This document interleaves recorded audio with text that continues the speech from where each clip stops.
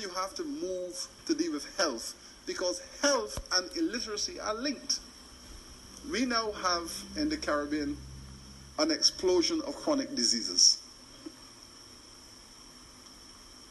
We have 60% of the black people in the Caribbean over the age of 60 have hypertension or diabetes, or both. Now, if you take the single criterion of chronic diseases, hypertension, high blood pressure, type 2 diabetes, if you take that simple criterion, the black people in the Caribbean are the unhealthiest people on the planet. And you have to understand that. On the one hand, we are watching Usain Bolt and we're watching the Caribbean athletes. We're watching the Caribbean with an image of being the most athletic people on the planet. But beneath that image of these super sportsmen and women is the hard reality that we are now the sickest people on the planet. In every black family in the Caribbean, hypertension and diabetes is endemic and congenital. In my family, almost everybody over 60 has hypertension and diabetes. And it's the same for your families, for all of our families. There is an explosion of ill health in the Caribbean. And this is a legacy of slavery and colonization. You take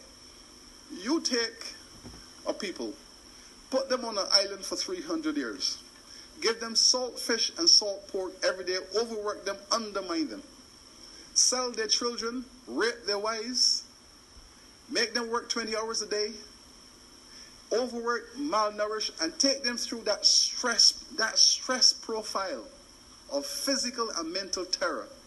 What you get? Hypertension and diabetes. It was the same then as it is now. When your doctor tells you to learn to relax, take out your salt. Well, you can take out the salt, but your foreparents couldn't take it because that's all they had, salt. And now the result is that black people in the Caribbean cannot metabolize salt and sugar. Because for 300 years, that is what we were fed on plantations, plus the stress. So we cannot metabolize salt and sugar, and now we all have a salt and sugar problem, hypertension, diabetes. And we are spending millions of dollars to deal with this. Millions of dollars we are spending to fight hypertension, diabetes in the Caribbean. That is going to be the #1 economic crisis in this region next 20 years, unless we find an answer to it. At the University of the West Indies, we've started to do this research. And I can share with you the problem that we're having. The drugs that are being used to treat high blood pressure, for example, have been clinically tried on Caucasian peoples because they are the majority in the markets. The drugs are 95% efficient on a Caucasian body because when you take a hypertension drug, what happens, the drug goes into your body, it sends a message to your cells to open up, let the blood come through. It sends a message, okay. When a white person takes that drug, the cells have a 90% response. When an African black person in the Caribbean takes that drug, we have a 70% response. So we are still dying at a faster rate. When you see people in their 60s and 70s having strokes and heart attacks because of hypertension, it is because the drugs are not working. They're not working as well as they should. Now, the important thing about this is that the drugs work on the Africans. The drugs work on the Africans as well as they work on the Caucasians. But they don't work on us because something happened to us. You see, so when an African in Nigeria and Ghana and so on takes the drugs, she has a good response. When the Europeans take it, they have a good response.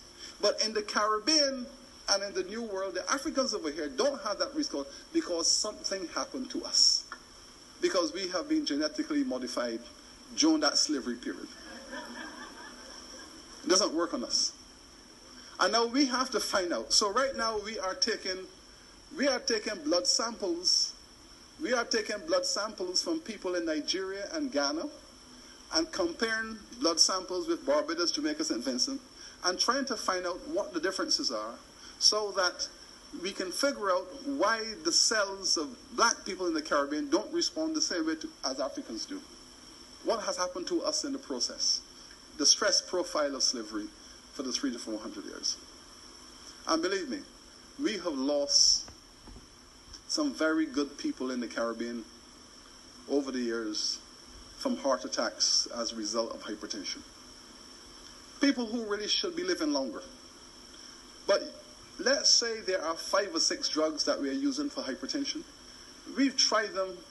We've had individuals in our university community, and we have moved them from one drug, it worked for a year, to the next, it worked for a year, to the next. And we've gone through all the drugs, and eventually the body starts reacting, and we're getting people dying of heart attacks. That should be alive. So slavery was not just killing you in the slavery period. 150 years later, slavery is still killing us at a faster rate.